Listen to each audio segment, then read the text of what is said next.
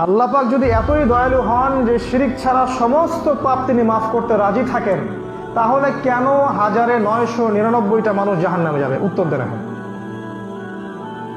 এটা ভ্যালিড প্রশ্ন না? ভালো প্রশ্ন না এটা? আল্লাহ পাক যদি এতই দয়ালু হন, কিন্তু ঘোষণা করলেন শিরিক ছাড়া যে কোনো পাপ আমি যাকে ইচ্ছা মাফ করে দেব। হাদিস আল্লাহ পাক বলছেন, হে আদম সন্তান, আকাশ জমিন সমান পাপ নিয়ে যদি আমার সাথে সাক্ষাৎ করো, আমি তোমার সামনে আকাশ এবং জমিনের সমান ক্ষমা নিয়ে সাক্ষাৎ করব। শিরিক তোমার আমল নামায় না থাকলে আমি তোমাকে মাফ করে দেব। তোমার আমল নামায় শিরিক না থাকলে আমি তোমাকে মাফ করে দেব ইনশাআল্লাহ। যে ব্যক্তি হৃদয় থেকে তাওহীদের স্বীকৃতি দিবে, লা ইলাহা ইল্লাল্লাহ, ইনশাআল্লাহ তাআলা একদিন না একদিন সে জান্নাতে যাবে। তাই যদি হয়, তাহলে কেন 999টা মানুষ জাহান্নামে যাবে? উত্তর বলেন, কি হবে? কে বলতে পারবেন? বুঝতে পারেন নাই? উত্তর হচ্ছে এই, নিঃসন্দেহে ওই 999 জন মানুষের আমল নামায় একটা পাপ থাকবে, কমন পাপ। সে পাপটা কি? এবার বুঝতে পারছেন? এছাড়া যদি অন্য কোনো পাপ থাকতো, আল্লাহ পাক চাইলে কি মাফ করতে পারতেন না? পারতেন। তার মানে বোঝা যাচ্ছে তাদের আমল নামায় মূল কোন পাপটা থাকবে? শিরক।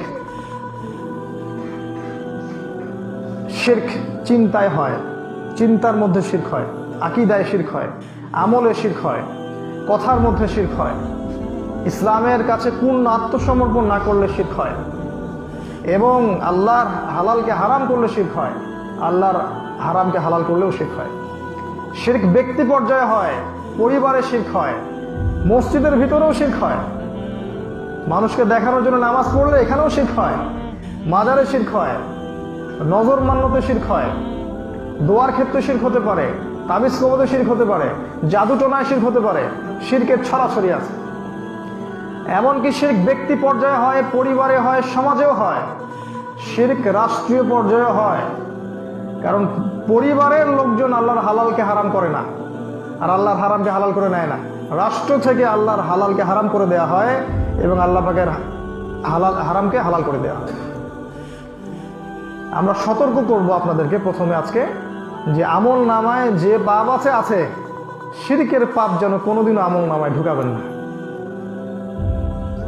শিরকের পাপ থেকে তওবা না করে কেউ যদি মারা যায়, কোরআন এবং হাদিসের শক্ত দলিল যে সে ব্যক্তির জাহান্নামে যাওয়ার সম্ভাবনা 99%। আমাদের নবী মুহাম্মদ সাল্লাল্লাহু আলাইহি ওয়াসাল্লামকে আল্লাহ পাক বলেছেন, লা ইন আশরাকতা, ইভেন তুমি যদি শিরক করো, হে নবী তুমি যদি শিরক করো, লা ইয়াহবাতান্না আমালুকা, তোমার আমলও আমি কিন্তু ধ্বংস করে দেব। সেখানে আমি আপনি কোনো সাবজেক্ট নাকি? আজকে আমি একটা শিরকের কথা খালি বলছি, যদি আপনি কোরআন এবং সুন্নাহকে সমস্ত সমাধানের উৎস বলে মেনে না নিতে পারেন, তাহলে আপনি শিরকের মধ্যে আছেন। আমার কথা কি বুঝতে পারছেন? কোরআন এবং সুন্নাহ সমস্ত বিষয়ের সমাধান, এই কনসেপ্ট যদি আপনার মাথায় পরিষ্কার না থাকে, আপনি আমল করতে পারেন আর না পারেন, প্রতিষ্ঠা করতে পারেন আর না পারেন, বিশ্বাসে যদি না থাকে এই কোরআন এবং সুন্নাহ প্রত্যেকটা বিষয়ের সমাধান, তাহলে আপনি মুশরিক। আসসালামু আলাইকুম। ভিডিওটি ভালো লাগলে একটি লাইক দিবেন এবং চ্যানেলে নতুন হলে চ্যানেলটি সাবস্ক্রাইব করে দিবেন এবং পাশে থাকা বেল আইকনটি প্রেস করে দিবেন। ধন্যবাদ।